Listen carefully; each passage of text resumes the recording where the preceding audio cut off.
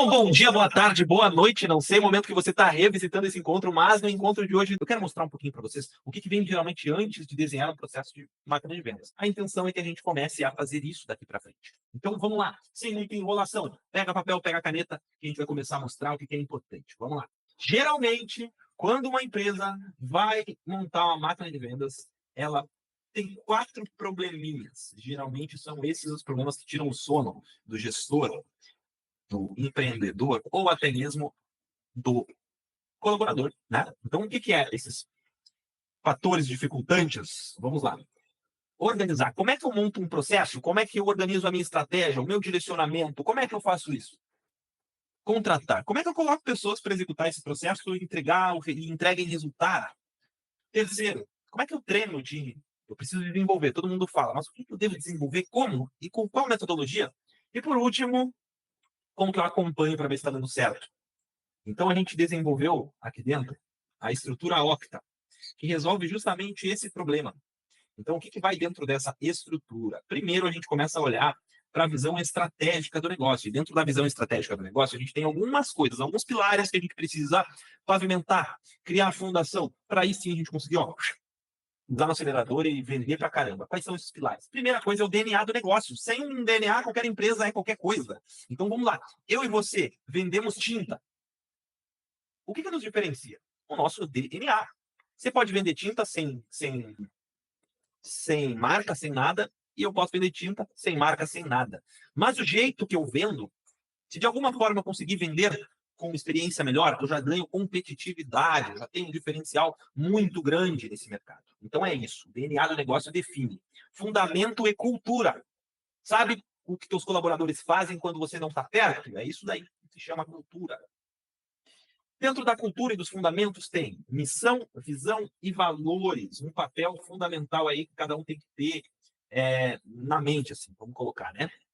Se eu perguntasse agora para vocês, qual é a missão, qual é a visão e quais são os valores, vocês saberiam me dizer? Pela reação, provavelmente não. Depois de ter a missão, visão e valores, eu preciso ter o código de cultura. Por que o código de cultura e a missão, visão e valores não devem ser só um documento bonitinho lá na parede? Porque senão não se torna realidade, senão as pessoas entram dentro da tua empresa e não sabem o que vocês têm como valor principal, que está dentro do DNA do negócio. Então precisa estar muito claro, precisa ser algo que está nativo rodando no sistema operacional de vocês, não dá para ser uma coisa que é só bonito para inglês ver. Então missão, visão, valores é muito importante, mas se estiver desconectado, se for só uma propaganda de marketing, não vai funcionar, não vai dar o resultado. Código de cultura, já que eu entendi qual é a minha missão, minha visão, meu valor, eu preciso ter um código de cultura que crie uma cultura diferente dentro da minha empresa. Se você hoje não tem uma cultura, muito provavelmente você já tem uma cultura. Eu sei que é contraditório, parece até que eu estou falando errado, mas se você não definir uma cultura, os seus colaboradores eles já executam, eles já pensam, eles já têm comportamentos dignos de uma cultura, mesmo que você não tenha desenvolvido ali ela. Ela não foi intencional, ela acabou acontecendo no meio do caminho. Então, eu preciso ter um código de cultura para poder defender aí dentro a minha missão, minha visão e meus valores. E aí a gente vai vir para a proposta de valor. Mas antes de se aprofundar na proposta de valor, que eu vivo falando chato para vocês, né? Eu sempre vivo cobrando vocês. Qual é a proposta de valor? Bom, vamos lá. Vamos olhar para o segundo pilar. Mapa estratégico. Ele serve como uma estrutura e um direcionamento para a gente conseguir definir qual é o nosso papel dentro desse mercado, como é que funciona o nosso negócio. Tudo isso tem que ser analisado antes de pensar no pitch. Eu vou ligar e vou falar o quê para o meu cliente? Isso vem antes, vem aqui no mapa estratégico. E o que está dentro do mapa estratégico? Business Model Canva. Vocês não devem ter ouvido falar, ou se ouviram falar, talvez não aplicaram na prática. Mas o que é o Business Model Canva? Deixa eu vir para essa tela aqui, que eu vou mostrar para vocês o que é o famoso Business Model Canva. Então, o que é isso? A gente olha a primeira coisa para a proposta de valor. O que a gente entrega, que ninguém mais entrega. O que o meu cliente valoriza. De verdade. Não vem me falar que é sustentabilidade, inovação e foco no cliente, que isso aí todo mundo entrega. Se você perguntar para qualquer fornecedor, todos eles entregam isso. Eles entregam inovação, foco no cliente, qualidade nos produtos e nos serviços e sustentabilidade. Mas eu quero saber, de fato, o que você entrega que ninguém mais entrega. É isso que a gente vai colocar na proposta de valor. Depois de entender a proposta de valor, eu venho para o meu perfil de cliente ideal. Eu preciso ter claro quem é que eu tenho dentro da minha carteira que mais gera receita e que consegue ver valor na minha solução, na minha plataforma, na minha atividade. Depois disso, a gente vai começar a pensar em como é que eu trago esse cliente para dentro do meu funil? Quais são os canais que eu vou trazer para fazer com que a minha proposta de valor chegue no meu cliente? Então, eu vou trabalhar inbound, eu vou trabalhar outbound, eu vou trabalhar parcerias. Depois disso, deixa eu só conferir aqui, a gente vai pensar no tipo de relacionamento que a gente quer que o nosso cliente tenha com a gente. Qual é a experiência que a gente quer levar para o nosso cliente. E aí, depois disso, eu vou olhar quais são os recursos, o que eu preciso ter dentre pessoas, tecnologia, conhecimento ou infraestrutura, o que a gente precisa entregar, o que a gente precisa para poder entregar a nossa proposta de valor. É isso que a gente precisa olhar nessa quinta etapa. Aqui a gente vai olhar para quais são as atividades, o que eu preciso entregar para o meu cliente, para a minha proposta de valor acontecer para ele. Quais são as parcerias estratégicas que a gente precisa ter para conseguir fazer com que a nossa marca, para que a gente consiga com o nosso negócio ir numa direção mais rápida, mais acelerado e escalável. Então a gente vai olhar para parcerias estratégicas. E aí depois a gente vai olhar para quanto de receita, ai meu Deus, quanto de receita que a gente consegue gerar e como, fonte geradora de receita. E aí, por fim, vamos avaliar qual é a nossa estrutura de custos. Isso aqui que eu acabei de mostrar para vocês é um Business Model Canva. Vocês já tinham ouvido falar, meninas? Me contem. Já tinham visto? Nunca tinham visto? Então, a gente precisa começar a desenvolver isso. Vocês enxergam algum valor nisso que eu estou mostrando? Ou o que? Vamos lá, vou fazer de novo a pergunta de uma forma diferente. O que vocês enxergam aqui que pode trazer mais clareza para vocês e ser útil? Isso daqui é o que define a estratégia, isso daqui é o que define qual é o cliente que a gente vai abordar, isso daqui é o que define qual é o modelo de negócio que a gente adota. É isso daqui que traz clareza para todas as estratégias que vocês venham a executar posteriormente. Então, voltando para cá, olhando para a estrutura do negócio, para o mapa estratégico, eu tenho que ter aquilo muito bem definido dentro do Business Model Canva. E aí, depois disso, eu venho para análise SWOT. Vocês já ouviram falar da análise SWOT? Não. Não? Vou mostrar, então, para vocês aqui o que é a análise SWOT. Deixa eu... Ai, meu Deus. Aí, ó. Essa aqui é a análise SWOT. Né? Aí, meu mouse, ele é amigo mesmo. Ó. Isso, eu jogo para baixo, ele joga para cima. Ele está jogando contra. Aí, ó. Agora foi. Então, essa é a análise SWOT. A gente coloca num mapa quais são os pontos fortes de vocês. O que vocês fazem de melhor? O que diferencia vocês de qualquer outro concorrente? E qual a oportunidade no mercado que a gente pode aproveitar com esses pontos fortes? Então, quais tendências vocês podem aproveitar? E quais segmentos de mercado você consegue aproveitar?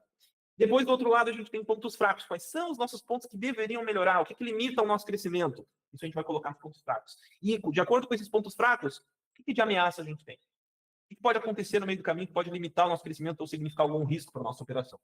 Então, a gente precisa mapear isso, tá? Isso é muito importante. Então, como a gente está vendo aqui, esses primeiros dois pilares, eles servem como sustentação, arquitetura. É que nem você está construindo uma casa. Se você não tiver a fundação, se você não tiver as vigas que sustentam essa casa, você não mora um ano nessa casa. Você vai lá beijar Jesus Cristo. Então, a gente entende que isso é muito importante. No terceiro pilar, a gente coloca como GPS de performance. Ok, eu já desenhei aqui qual é a minha estrutura, eu tenho o meu mapa, agora eu sei onde é que eu quero chegar.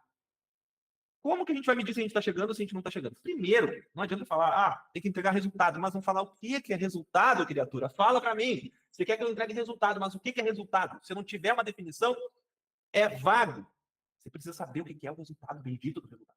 Então a gente vai falar que isso se chama de objetivos estratégicos e também OKRs e KPIs. Renan quer falar inglês, quer falar bonito, só porque botou a camiseta social agora, quer falar inglês. Mas o que é indicadores de KPIs e OKRs? É indicador, gente. Basicamente é isso. Quando você está dirigindo seu carro, apita um negócio falando assim, ó, você chegou na reserva, meu querido. Opa, tem que trocar o óleo. Isso são os indicadores do nosso carro para dizer se a saúde do nosso carro está funcionando ou se não está, se precisa de uma manutenção. A gente também tem indicadores. Tem gente que fica nervoso e começa a sair um monte de bolinhas na mão. Não sei se é assim com vocês. Mas a minha esposa fica nervosa, dependendo do dia, começa a sair bolinhas na mão dela. Isso é um indício, é um sintoma mostrando que tem alguma coisa que precisa melhorar, precisa ser ajustada. Então, aqui dentro do nosso processo comercial, tem que ser mais ou menos assim. Se lá na frente deu problema, significa que a gente não olhou para alguma coisa que estava atrás desse problema. E é isso que a gente precisa olhar. Então, a gente precisa definir no GPS de performance quais são os objetivos estratégicos, o que a gente quer alcançar, qual é o mercado, o que a gente quer atingir. E abaixo disso eu tenho que definir o processo, né? Quais são os indicadores que a gente tem para conseguir medir isso. E aí, por quarto pilar, a gente olha para a máquina de vendas. Olha só como é gozado, né? A gente falou sobre DNA do negócio, que tem que ser desenvolvido antes. Falou sobre mapa estratégico, falou sobre GPS de performance, e só no quarto pilar a gente fala de vendas. Porque sem isso, a gente não alinha onde a gente quer chegar. A gente faz um piloto. E foi isso exatamente que a gente fez. A gente colocou um piloto para rodar, mas agora é necessário que a gente faça um mapa estratégico, tem essa visão estratégica, tá? Essa é a minha proposta aí. Depois, Victor, Cristina, que quer se assistirem esse encontro, vão ver isso. Vocês também, meninas, conseguem falar, ô, o Renan falou um negócio ali que vocês vão precisar fazer, então deem uma olhadinha no encontro. Então, é isso que a gente precisa. Abaixo disso, a gente vem. Vamos lá, não, vou falar do quarto pilar aqui, né? Porque. Vamos lá. Então, o que tem nesse quarto pilar? Deixa eu deixar pequenininho aqui para vocês ficar grandão. Aí, ó. No quarto pilar é o planejamento e a estratégia comercial que a gente vai fazer para conseguir atingir nossa atração, nosso resultado. E aqui vem o plano de ação para atingir os objetivos. Aqui vem a estratégia de aquisição de clientes. E quando eu falo de estratégia, é isso, Renata? É montar um processo de vendas que traz cliente para dentro de casa. É isso. Então, só aqui a gente vai olhar para isso. A gente já tem uma estratégia que está começando a trazer resultado. A gente vai colocar agora os pinguinhos nos is ao longo do caminho. E aí, junto com isso, vem os canais de aquisição. Lembra que eu mostrei essa tela aqui para vocês? Onde a gente olha para a proposta de valor. Né? Então, voltando aqui, recapitulando, a gente olha para a proposta de valor. Enxerga dentro do nosso perfil de clientes qual é o perfil de cliente ideal que a gente precisa ter na nossa solução, na nossa base de clientes. Isso vai trazer para a gente quem são os nossos principais clientes, segmentos e suas necessidades mais urgentes. Não me venha falar que é preço. Porque vocês entregam o quê? É só commodity? Não. Vocês precisam entregar algo a mais. Algo a mais para o teu cliente. Isso, algo a mais é a proposta de valor de vocês. O que vocês entregam a mais? Tem uma marca nos Estados Unidos chamada Grindr. Grindr. Deixa eu botar aqui para vocês visualizarem isso. Grindr. Esses caras, eles são gigantescos, absurdamente gigantes. Eles vendem o quê? Material de construção, tomada, essas coisas assim. E eles mudaram a forma que eles vendiam, porque eles perceberam o quê? Que o cliente só considerava preço, é produto bom com preço razoavelmente bom, custo-benefício. Então eles só discutiam preço com o cliente. Só preço. Quando eles iam fazer, eles compravam, tá? Os clientes gastavam milhões anualmente. Mas quando eles precisavam de uma consultoria estratégica, vocês acham que eles procuravam a Grindr? Não, porque eles só estavam olhando a Grindr como um fornecedor de produtos numa venda transacional. Transacional. Você pede, eu te mando um orçamento e você me diz se você quer ou se você não quer. Isso é uma venda transacional.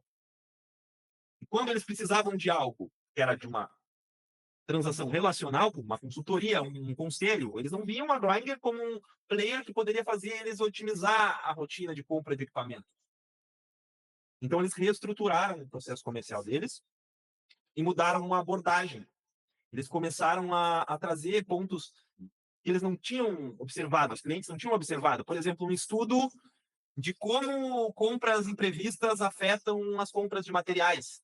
Quanto que eles gastam a mais para não planejar legal ali os equipamentos efetivos e tudo mais. Então, eles começaram a mostrar dados para os clientes deles que mostravam que eles gastavam mais dinheiro sem ter a consultoria da Grindr. Que a Grindr era especialista a fazer com que essa cadeia logística funcionasse melhor. Isso é um trabalho muito forte de ter mapeado todo o processo, aquilo ali que eu mostrei para vocês, com a proposta de valor, entender qual que faz sentido para o meu cliente e como que eu consigo ajudar o meu cliente nas atividades que estão ao redor dele. Não é só a embalagem, mas como a embalagem reflete. Quando a gente fala de embalagem, a gente fala de marca. Quando a gente fala de embalagem, a gente fala de experiência. Quando a gente fala de embalagem, a gente fala de compra, né? De alguém que está solucionando um problema com a solução daquela empresa. Então, como que a gente consegue abordar esses tópicos, esses assuntos? Isso tudo a gente precisa ter para poder ter um resultado fantástico. Tem que olhar para isso. Senão vocês vão discutir preço, vão mandar orçamento para o cliente de vocês. E lamento informar, mas vai ter algum outro player que pode ter uma estratégia, uma sacada genial, alguma coisa que faça isso muito bem feito, que ganhe espaço no mercado. Isso a gente não pode deixar. Se a gente conseguir mapear que isso é importante, a gente tem que desenvolver. Então, falamos do Business Model Canva, falamos de todo o planejamento, falamos também de como a gente vai montar o processo comercial. Aí, depois disso, existem os outros pilares, né? Que é o treinamento, como é que eu treino o time, eu preciso ter uma boa trilha de desenvolvimento. Não dá para jogar o colaborador na operação e achar que ele vai dar resultado sem desenvolver esse cara. Precisa ter uma boa trilha de onboarding. O cara foi contratado, ele tem que aprender como é que funcionam as coisas aí dentro, todos os processos, produtos, tem que ter treinamento. O cara começou a executar, ele tem que receber suporte, ele tem que ter apoio para que ele consiga se desenvolver e executar todas as funções. Depois disso, ele precisa necessariamente ter um plano de crescimento, uma estrutura para que ele possa crescer, né? E aí tem que ter a avaliação de desempenho desse cara, para ver se esse cara está, de fato, entregando e para desenvolver o que ele não está. E aí, por fim, a gente tem um acompanhamento e análise.